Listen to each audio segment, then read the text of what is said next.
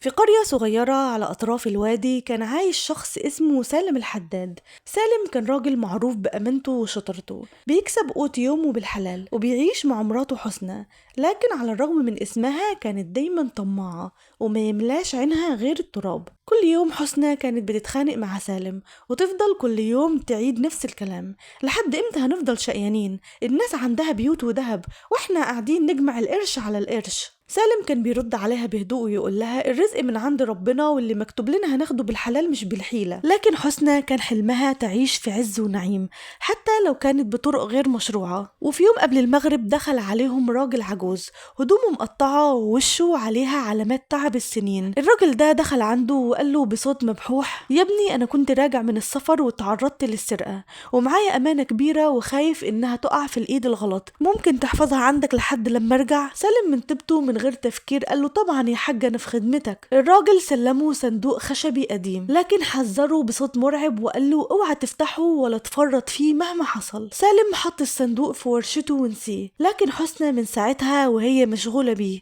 عقلها بيوديها لشيء واحد: أكيد الصندوق ده فيه كنز أو فيه ذهب. وفي نص الليل لما سالم نام حسنى ما قدرتش إنها تقاوم ونزلت على الورشة وهي بتتسحب وراحت وسرقت الصندوق. دخلت على أوضتها بسرعة ولما فتحته لقت جواه سبايك دهب بتلمع زي الشمس. قلبها فضل يدق بسرعة وعينيها بقت بتبرق من الطمع، لكنها لقت في الصندوق ورقة مكتوب عليها اللي يلمس الدهب بدون حق عمره ما هيشوف يوم سعيد. حسنى خافت وترددت للحظات لكن الطمع كان أقوى. خدت 3 سبايك دهب ودفنتهم تحت الشجرة في الجنينة ودخلت نامت جنب زوجها. تاني يوم الراجل العجوز رجع وطلب الصندوق من سالم. سالم راح بسرعة وجاب الصندوق وسلمهوله، لكن أول ما الراجل العجوز شال الصندوق وشه اتغير وبص لسالم بحدة وسأله انت فتحت الصندوق؟ سالم اتفاجئ وقال له لا والله ما فتحتهوش. الراجل بص لحسنى وقال لها بصوت مخيف يبقى انت اللي سرقت الذهب. حسنى وشها احمر وبدأت تتهته: انا؟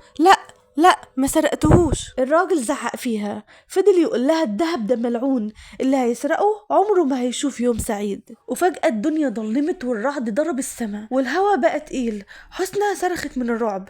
الراجل قال لها روحي طلعي الدهب قبل ما اللعنة تنزل عليكي. حسنى كانت مرعوبة فجرت على الجنينة وحفرت الأرض لكنها ما لقتش الدهب. الدهب اختفى. فضلت تدور في كل حتة لكن من غير أي فايدة، ورجعت وقالت لهم أنا ما لقتش الدهب، والله أنا كنت دفناه هنا وما لقيتهوش في المكان اللي دفنته فيه. طبعا سالم بصلها وهو مصدوم، إزاي زوجته تخون الأمانة وتعمل حاجة زي دي؟ الراجل العجوز خرج من عندهم وهو بيردد كلمة واحدة: الدهب ملعون، الدهب ملعون. ومن اليوم ده حسنى حياتها اتحولت لجحيم.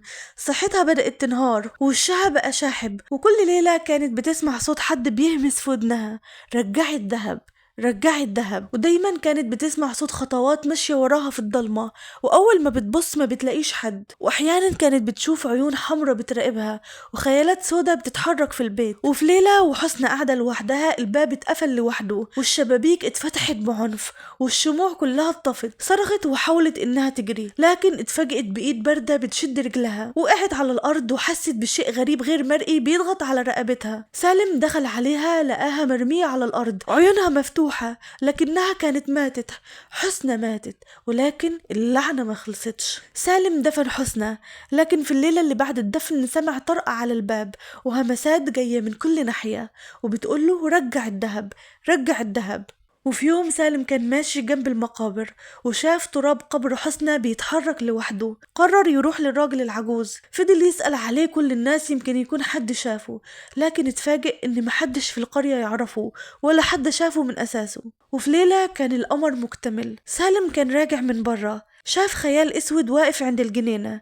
كان خيال على شكل حسنى، وشها كان شاحب وعينيها كانت غرقانة في السواد. وقالت له بصوت مخنوق: الدهب لسه هنا تحت الشجرة، رجعه قبل فوات الأوان. واختفت فجأة كأنها دخان. سالم جري على الشجرة وفضل يحفر في الأرض لكنه ما لقاش سبايك دهب، لقى حجارة سودة محروقة. سالم راح للشيخ في المسجد وسأله، وأول ما الشيخ شاف الحجارة قال له دي مش سبايك دهب، دي فتنة ولازم تتخلص منها فورا. سالم كان مرعوب ومش عارف يتصرف ازاي. فضل يفكر كتير لحد ما قرر انه خلاص هياخد الحجارة دي ويرميها في الترعة. فراح على بيته وجاب الصندوق وخرج بيه من البيت ومشى في الطريق الواسع اللي بيوديه من بيته للترعة، وطول الطريق وهو حاسس بخيالات وبعيون حمرة بتراقبه. بس سالم استجمع كل قوته وشال الصندوق وبكل قوة رماه جوه الترعة. وأول ما الصندوق لمس المية سالم سمع صرخة قوية جاية من المية كأن حد كان مربوط جوه الصندوق وغرق.